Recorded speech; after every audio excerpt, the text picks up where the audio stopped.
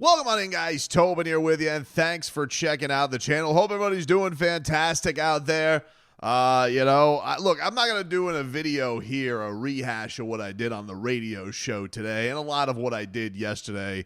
Maybe a scooch inebriated after the parade on the KD not ending up there, but fantastic reporting by Anthony Chang and Barry Jackson, giving us the details of the deal, right? I think that was some of the more fascinating things.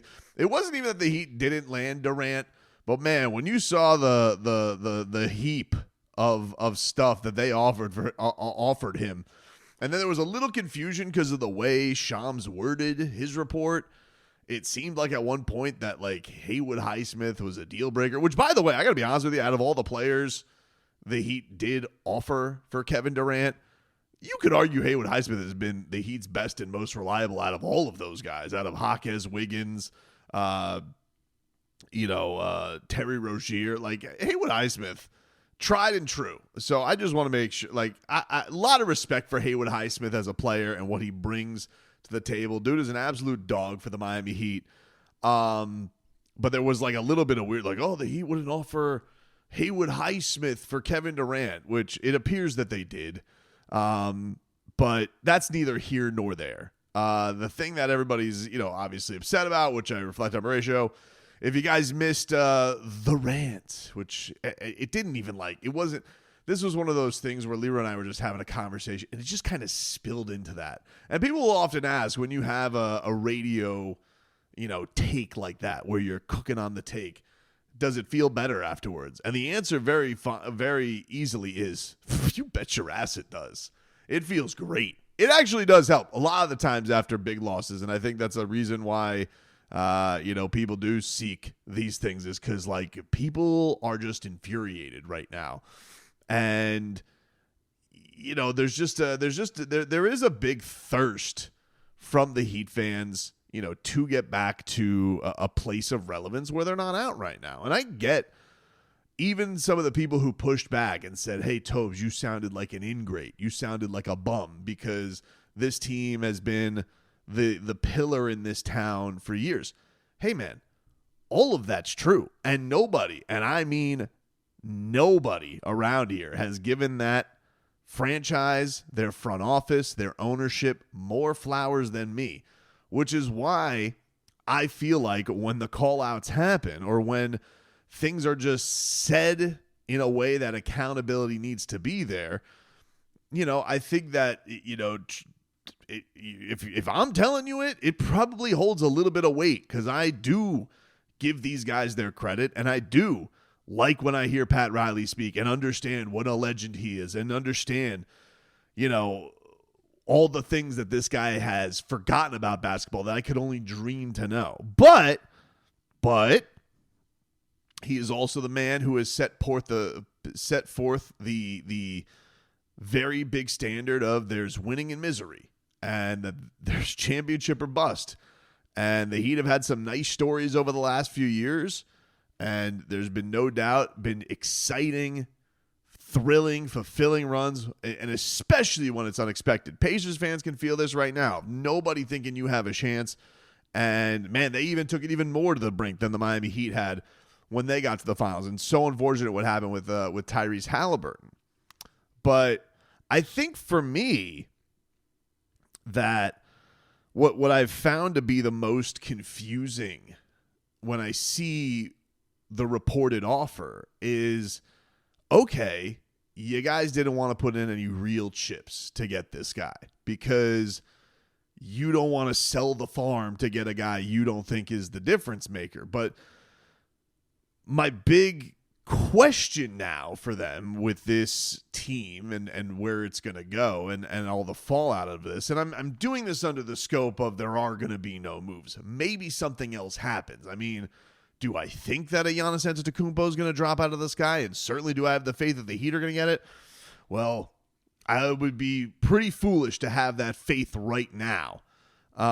Because even when it has been seemingly teed up on a platter for Miami or made them whittle down to the top two teams, they just can't get it over the goal line lately. It just feels very frustrating. But genuinely Miami does have to ask themselves some very, very hard questions about where they're at, the guys they're invested in, who they truly think are the cornerstones of the franchise. And I think from my standpoint, this is not a criticism of Bam Adebayo and Tyler Herro. It's a very open question that I think now all fans can ask. Because even the guys, look, there's a lot of people who give Bam the support he deserves because he's a very good player, plays his ass off, represents the organization top notch, defends better than anybody in the league or as good as anybody in the league. 2010 guy or 1910 guy. And won't be played off the floor in a playoff series and is going to take on the toughest defensive assignment, whether that be Nikola Jović or Joel Embiid or whoever that you want to throw out there. That Bam is going to be up to the task. And then for Tyler, I know there's a lot of people who ride for Tyler Herro and think that the dude is an absolute star in the making. He is an all-star. Can he be a level above? Can he be a Tyrese Halliburton who can carry Miami to new heights and have that confidence that he has in himself? Can he have that payoff? Man, I don't know, but I do feel like what we saw last year was not a guy who had the support system that he needed, even without as outstanding as he was, because look, Miami's offense was bad last year. Without Tyler Herro, it was high school good. I mean, it was so bad. If they didn't have Tyler Herro to score for them, who else did they have? And, to have this on your doorstep and be like, to give such a not even a half-hearted effort to go get Kevin Durant, when publicly Tyler Herro was going on streams and being very not so subtly shouting out KD, and Bam Adebayo sitting up there at the end of the year, and he's asking the media to please ask Pat Riley what those moves are going to be, because I think he's wondered for the last 4 summers why the guys he has close relationships with who do have an interest in playing with him aren't here. And it just has to be cleared up at some point. Where is Miami going with these two? Because Bam got an extension, not even saying he doesn't deserve it. I'm happy that Bam got his money. Tyler Herro wanting his money, totally get it. Don't even, do I think that he should extend him? I think it's a tough ask right now because of where they're at in the organization, and timing is kind of everything. But I don't fault Tyler Herro for wanting that money. And I loved his answer at the end of the year where he's asked is it a problem if it doesn't happen? He goes, no, it's just going to be more expensive later. Loved that answer from Tyler Herro. But you just got to wonder, all right, where does the organization feel like these guys really are, and what is going to be the extra help? Because, all right, very obviously they put Wiggins in the deal, reportedly, right? And that just didn't seem like a marriage. That it has nothing to do with attitude or anything. It just, look, man, it came under awkward. It was a union that came under awkward circumstances. And now we all kind of know you tried to flip him for Kevin Durant. If Andrew Wiggins comes back, is that going to be cool? I don't think he's going to make a Jimmy Butler stink, but this is the era of Andrew Wiggins has now been, you were the guy who got flipped for Jimmy Butler. You were very injured. Obviously seemed pretty upset that you were away from your family. Didn't produce to your capabilities, and now Miami tried to flip you for KD. So what does that mean for his future? Does that mean that the Miami Heat are going to definitely go in a Wiggins-less future? I don't know. I mean, the Terry Rozier move, of course they're going to try and get him off the team. I mean, it's been arguably the worst trade in franchise history. Does he come in with a summer that's clearer of distractions, 1 year removed of the injury? Can he play better? Hard to play worse. I would hope so. I would hope that he could play better. I would hope that there's some scary Terry magic that's still in there. we know Jaime Jaquez Jr., okay, if he's in the deal, where do they go from there with him? Is his future going to be here? There is some rumblings of like other maneuvers that he could be in the deal. And, I just wonder from the standpoint of those guys, like, yeah, where's their head going to be at? Probably mostly Wiggins is the one that I'm interested in. Because I think it could be better in a more ideal world going into like a summer to plan for it. But I'm sure he's like the first act of the summer before the NBA season even ends is the Heat are trying to flip me for KD. Even though you didn't really have a chance to go anywhere, Wiggins, especially with that deal that was up. And then you look at the young guys that, okay, they didn't want to touch in Kel'el Ware and Nikola Jović. And look, I said this all along in the buildup to the trade is that I really like both of those guys as players. I really, really do. I just didn't see how they were going to get a deal done for KD without giving up one of them. I thought that the Magic move was going to be Ware, which was going to be the one that hurt more. But to me, it was the only one that was the Heat's. That was their wild card. I hope Kel'el Ware comes out and he is a, 15 and 10 guy, blocks 3 shots a game, is an absolute demon, and, builds off what was a hell of a second half of his rookie season. Deserved second team all rookie. For a flash there, looked like he could have been rookie of the year. A brief flash which I should have cashed out on after skyrocketing to the favorite in odds. I got a huge cash out buyout offer from Hard Rock. Neither here nor there. Love Kel'el Ware there. I really do. I love, I think that he seems like he's about the right stuff. I understand the things that he has to get better at, but he's super young. And Nico is still super young, 22 years old, going to be on the Eurobasket stage here. I'm excited to see what he brings to the table. Looks like he is, early on in the summer was working very, very hard. He's had some unfortunate injuries, which I guess is a concern. He had the hand, he got hurt, broke his foot over the summer last year. So if he could have an actual summer to get better this year, I think that could be absolutely huge. But this is another part that I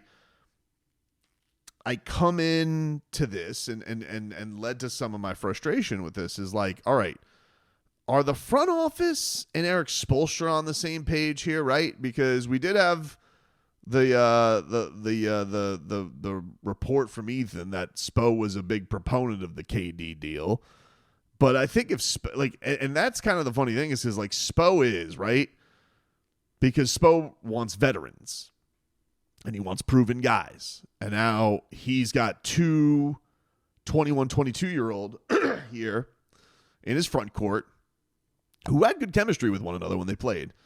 There was we saw a window, a little picky poo of Bam, Nico, and Ware playing together. There was a game where it really flashed and looked great. But you have to wonder, like with Eric Spoelstra, like remember we had the Riley comments at the end of the year about he's never worn his, whatever's going on with him. He just looks tired. He needs a reset. And I know Spo's going to come into this thing gung-ho, reinvigorated with the right attitude. I know that's what he's going to say coming out of camp because the dude's a competitive maniac. That's the stuff that he's about. But is he going to actually put his arms around this team and try and make it work with this? And then what does that look like, right? Like, let's just say Andrew Wiggins is back. Let's say they re-sign Davion Mitchell.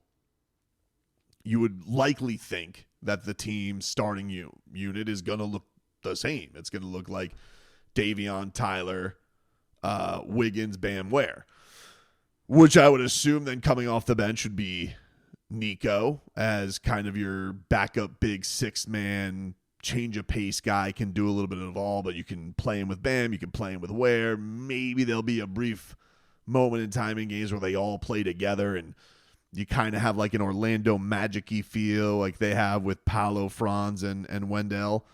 But I don't know if that's something like if they didn't have Wiggins, would Spo go to that? Like, would he go Davion, Tyler, with Nico, Bam, and where would he do something weird like that?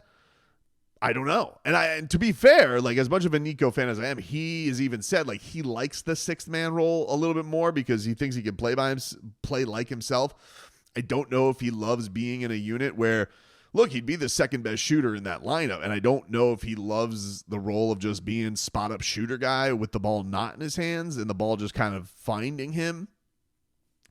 So there's that element too. Like, they are a little bit of a land of, all three of those bigs are dynamic in their own right, but they're all a little bit of a bag of misfit toys as well. So yeah, I'm curious to see like what the point is there of how they decide to concoct all of that and where they go from there. And that was kind of that was a little bit of why I was willing to part with one of them for KD. Because you knew that was because you knew Bam isn't going anywhere, and you knew that probably Ware was the one they wanted to part with less. But Nico, being such a unique player and not knowing if he could ever reach his full potential here, that's why I think I would have been more willing. And I say this as somebody who legitimately he's probably my favorite player on the team to watch. Like, I love watching Nico play ball. And he's just about the right stuff, dude. Like, he plays the game with joy. He's super accountable. He's worked his ass off. And all those things are just things you root for, right? And yeah, there is that untapped potential of like, hey, what can this guy be? I will tell you, there are people who, scouted him coming up who think the kid's got something to him, that there can be another level here that's unlocked, but I don't know with this iteration of the Miami Heat if that's where it is. And it probably would take the Heat stinking up the joint a little bit and letting him go through some bumps and bruises to get that going in the right direction. So yeah, there's a little bit of, is the front office and Eric Spoelstra a guy they've invested in, the lone coach in the league other than Steve Kerr who's got that kind of job security? Are they on the same page? I don't know. I mean, I don't know and where do your stars, like, would we ever get to the point where Spo's fed up? I don't think so, because I think he values having the rarity of that job security. Would Bam? Feels like it would take a lot. Like, I mean, he's been Mr. Heat. He is the captain. They have given him every extension at every turn that he's wanted. But he is competitive, and eventually, like, every star can get, even with all of that stuff, every star can get frustrated with that. Would Tyler? It feels like he knows the Heat are his Willy Wonka ticket. Like, it feels like he knows they do value him and that he wants to get that bag secured before there would ever be an element of him making a stink. It would have to be the Heat, like, lowballing him in extension talks in the summer, I think, for it to ever get pissy between Tyler and the organization. Although it was weird. He did, I guess he deactivated his Instagram accounts. That is a little bit weird. But it was, man, today wasn't fun. Today wasn't fun. Even on a day that was, talking about the NBA championship. I saw more stuff about the Kevin Durant trade on TV. And then, First Take ended today with talking about the Miami Heat, which I saw in studio. I didn't listen to it, other than this one clip that went around from Markieff Morris. And I think Markieff Morris, who, shout out to him, has been very pro the Heat get somebody. And he's just like, I don't get it. And he echoed a lot of like what I was thinking. He was like, why wouldn't you put in more to get Kevin Durant to put with Tyler and Bam? Like, he's just kind of flummoxed by it. And I think that's where we're all at too. It's just, it's not only frustration, but it's this, feeling of like, all right, well, great. Okay. Once again, you guys come up empty-handed, but is the plan just to roll? Because I hear these people who are like, well, the plan was always the summer of 26, which it wasn't. But if that's what they want to spin on this, fine. Luka doesn't sign his extension. and you think you're going to be in the game for Luka Doncic. I just think that's a crazy unless the Miami Heat know from Goran Dragic back channels that Luka is hating LA, even though he's already, tweeting out about the new owner about winning championships with him. I mean, or like Anthony Edwards for sure, wasn't going to recruit KD to Minnesota, so he for sure has 1 foot out the door eventually. I mean, this isn't 2010 anymore, planning with all that cap space. It just doesn't seem like the path anymore to do that. And even those, like Luka, okay, pipe dream of all pipe dreams. Giannis doesn't seem like he's going anywhere. Like, these aren't plans, man. These are hopes. And the thing that's disappointing is that, the Heat have had the guys want to be here. It's not like they were in the Minnesota spot of like, oh, Minnesota wants to get Kevin Durant. And he goes, no. It's not like Damian Lillard where it's like other guys want him and he's like, no. These guys wanted to be in Miami. And even still, that wasn't good enough to take a risk for them. And I don't know, man. It's just an odd, empty feeling to be at right now with this team and where their place to go is. I know there's still a whole off season ahead. Like, technically the off season just started. We got a draft coming up. That's the thing that they're best at right now, in my opinion. I think Adam Simon and that whole front office, what they're doing right now, that's the department that's cooking right now. But even that feels like it's like, yeah, you get a guy, but like, all right, is it going to take another half season for that kid to earn his way into Spo's trust and all that stuff? So that just feels like the cycle we're on right now. And it's not a good feeling. And it's not a good feeling hearing all these people. It was even like Stephen A today was like, oh, I mean, Bam and Tyler and KD there, because it's like, I think even everybody realized, while maybe you don't think KD, Bam, and Tyler, maybe the pundits out there didn't think that was the sexiest move. Even they had to be like, that's what they offer? That's all they offer? They wouldn't give up who to pair with those two all-stars in this East? Even everybody who like didn't love the Heat as an option thought it was crazy that that's the best cut that they took at Kevin Durant.